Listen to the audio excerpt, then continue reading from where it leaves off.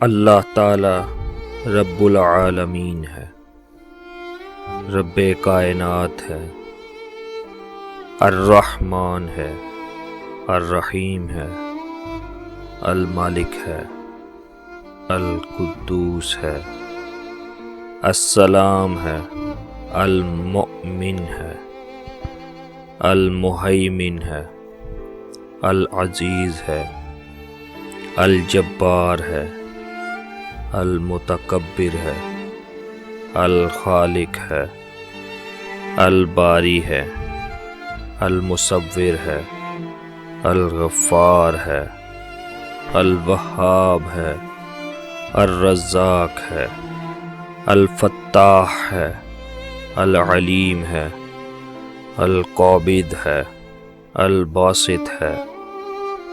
وہ سب کچھ سننے والا، پست کرنے والا، بلند کرنے والا، عزت دینے والا، ذلت دینے والا، حاکم حقیقی، عادل، لطیف، خبیر، نہایت بردبار، بڑی عظمت والا، بہت بخشنے والا، حسن عمل کی قدر کرنے والا، سب سے بالا، سب سے بڑا، سب کا نگہبان، سب کو سامان حیات فراہم کرنے والا ہے۔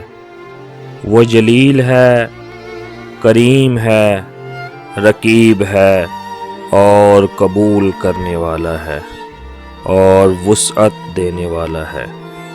وہ اپنے بندوں کو چاہنے والا ہے، وہ کار ساز حقیقی ہے، وہ صاحب قوت ہے، وہ حاضر ہے، وہ سب کچھ دیکھتا ہے اور سب کچھ جانتا ہے۔ وہ سب مخلوقات کے بارے میں سب معلومات رکھنے والا ہے۔ وہ سب کچھ برداشت کر لیتا ہے لیکن ظلم، ناانصافی اور سرکشی برداشت نہیں کرتا۔ قرآن کریم کا مطالعہ کریں، اس کی تلاوت کریں۔ یہ کتاب حکمت ہے، راہ ہدایت دکھاتی ہے۔ ہم سے پہلے بڑی بڑی قوموں کو اللہ تعالیٰ نے نیست و نابود کر دیا۔ وہ سرکشی پر اتر آئیں اور نافرمانی کی۔ اس میں قوم عاد، قوم سمود، قوم لوط کے واقعات کا ذکر موجود ہے، لیکن ہم اس سے سبق حاصل نہیں کرتے۔ آج بھی صورتحال یہی ہے۔ قیامت صغریٰ کا منظر ہے، اللہ تعالی ہم سے ناراض ہے۔ ہماری نمازیں، ہمارے سجدے، ہماری عبادتیں شاید اللہ تعالی کے ہاں قبولیت نہیں پا رہی ہیں۔ ایسے حالات میں دنیاوی احتیاطیں اپنی جگہ، لیکن ہمیں اللہ تعالی سے رحم کی بھیک مانگنی چاہیے۔ وہ اپنے بندوں کی سنتا ہے۔ ہمیں اپنی انفرادی اور اجتماعی گناہوں کی معافی توبہ کرنی چاہیے، کیونکہ استغفار ہی اس آزمائش کو عذاب بننے سے روک سکتی ہے۔ قرآن مجید کی سورہ الزلزال میں ارشاد باری تعالیٰ ہے، جبکہ زمین ہلا دی جائے گی جس طرح اس کو ہلانا ہے، اور زمین اپنا بوجھ باہر نکال پھینکے گی، اور انسان پکار اٹھے گا کہ اسے کیا ہو گیا ہے۔ اس دن وہ اپنی داستان کہہ سنائے گی تیرے اللہ کے ایما پہ۔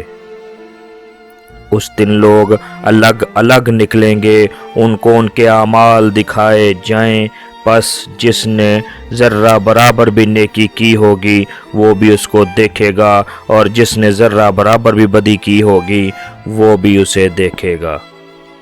سورہ القاریہ میں ہے، کھڑکھڑانے والی کیا ہے؟ کھڑکھڑانے والی، اور تم کیا سمجھو کہ کیا ہے کھڑکھڑانے والی؟ اس دن لوگ منتشر پتنگوں کی مانند ہوں گے اور پہاڑ دھن کی ہوئی اون کے مانند ہو جائیں گے۔ تو جس کے پلڑے بھاری ہوں گے وہ تو دل پسند عیش میں ہوں گے، اور جس کے پلڑے ہلکے ہوئے تو اس کا ٹھکانہ حاویہ ہوگا۔ اور تم کیا سمجھو کہ حاویہ کیا ہے؟ دہکتی آگ۔ قیامت آنے سے پہلے ہمیں اس آزمائش پر پورا اترنے کے لیے اللہ کے سامنے سر بسجود ہو جانا چاہیے اور اللہ کی رسی کو مضبوطی سے تھام لینا چاہیے۔ اللہ ہماری مدد کرے گا۔